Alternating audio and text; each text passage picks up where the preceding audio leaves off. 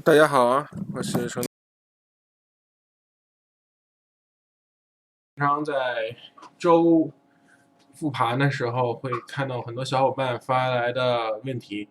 其中之一就是关于 NYMO 的用法，然后我会经常提到 NYMO，今天就专门开一个工具箱，把这个东西介绍一下。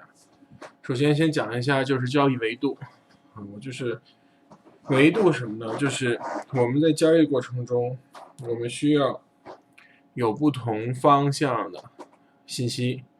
那么不同方向信息，比如说你现在有 MACD 或者是 RSI，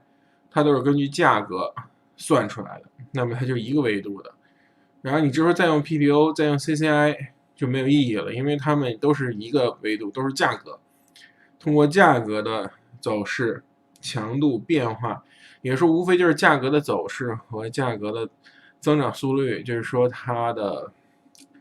这个怎么说呢？开一次不是叫开一次方啊，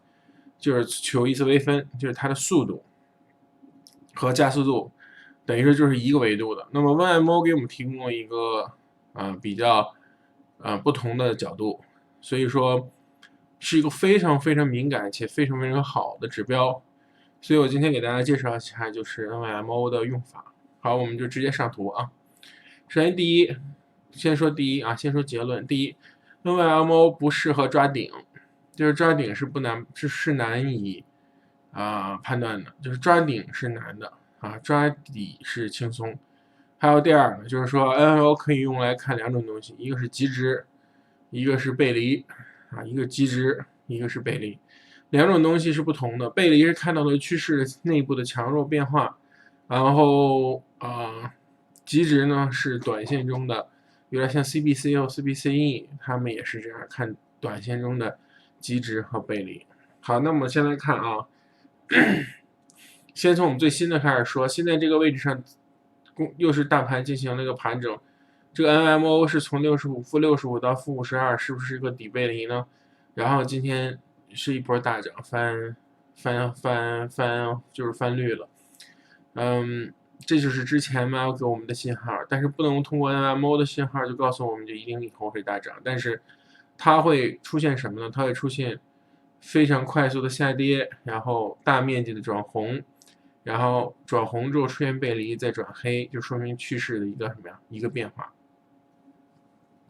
那么我们 ML 除了这个价格，还有我们 Bollinger Band 用的22.0以外，还要画出两条线，一条线是看多的70，一条线是看空的-80。也就是说，在-80和-70，还有-80和70和80之间，它们是属于相对的极值。这是一，也就是说，达到了-70到-80这个位置左右，就将是一个非常容易找到的买点。好，那么我们简单的看啊，来我们看一下，你看这儿，这就是买点嘛。然后很好，哎，这个地方到了吧？稍微差，它不是最低，但是就是-109是08年以来的最低。那这个地方也是摸到了，你看这个地方其实也是一个极值，它们这个天不是最极值，但是你到这儿了之后，你可以等待说，哎，我们可能要离极值就很近了啊，离极值就很近了。所以第一就是说-80、-70到-80之间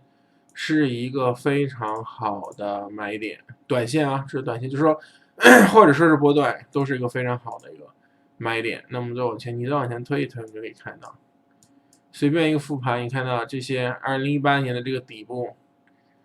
啊，一个底部也是摸到了-80，然后之后马上就出现反弹，然后再往下跌的时候，这个地方出现了一个非常强烈的背离，但仍然是什么走弱势，对吧？然后这儿你看，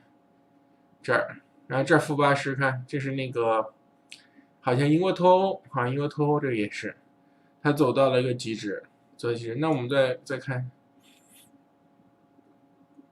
之前就是牛市中，你看牛市中其实是很容易，你看15年的话那波大跌也是，这就是说你看100多那就100%，想都不用想，100多天这也是啊，这是15年之前14年这也是14年那波大跌嘛，然后之后14年一波大跌，然后15年你看只要碰到这里，基本上。但我问你，如果你要看上面这个，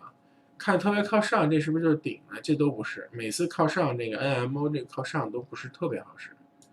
啊，都不是特别好使。但是靠下这个特好使啊，靠下这个都特好使。好，那这是我用 NMO， 这是第一啊。第二就是我要说的是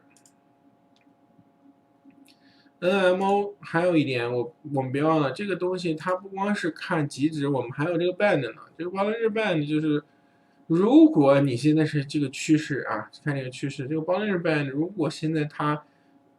一次向下快速的捅了这个 band，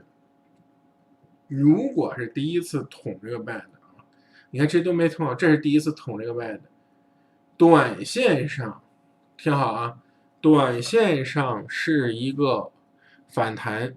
的机会，也就是说，极大概率就第一次，你看啊，第一次捅这个 band， 我第一次捅这个 band， 极大概率会出现反弹，或者盘整型的反弹、熊起反弹，或者是直接反转都有可能。就第一次啊摸到，你看这是牛市中走嘛，第一次摸到就都直接上去了。所以摸到这个 band 就是一个反弹，摸到这个 band 就是一个短线中的一个做多的机会。但是如果这个数值偏大，我明白，就是说第一次就是小的这无所谓，一旦到偏大在处这个 band 中，你就要特别小心。如果它第一次就是偏大偏大就是60、50以上的话，那么它可能是下跌段的 B 浪啊，是下跌段的 B 浪，也就是说它是会出现一个反弹，但它并没有，就是并没有跌完啊，并没有跌完。那么这些跟 CPC 是一样，它是一个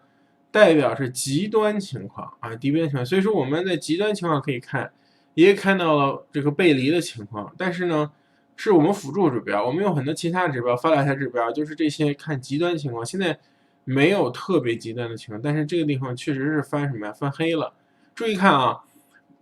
你周五也就今天周五，今天收盘的时候是大阳，然后出现了个墓碑，然后今天这个黑线很小很小，这也告诉我们的话，这个涨幅的内部的强度是不够的啊，这个涨幅内部强度不够，所以我们这个配合它看，就是这大面积的黑柱，有点像 MACD，这代表就是强势啊，代表强势，柱子越小越是，最后你看它也会出现背离，说明什么？说明动能逐渐衰减。然后是多空反转，空头动能再次衰减之后又转多头，多头再次你看比之前又在衰减，转成更大的空头，然后这波上来之后呢衰减了，这是有波新的上涨，衰减之后转向空头，然后就是这个地方就难弄了，就是震荡，哎转多头又转空头再转多头，现在这个位置上呢就需要其他指标来看，就不能光看它了。但是我们主要用的就是 band 这个地方，作为是第一次摸，还有点就是有没有背离，第三就是有没有极值。所以今天呢，就是给大家讲一下 NYMO 的用法啊，希望它可以成为大家另外一个维度的一个工具啊。如果你喜欢我们这个工具箱啊，希望你支持我啊，点赞转发吧，然后喝杯咖啡，谢谢。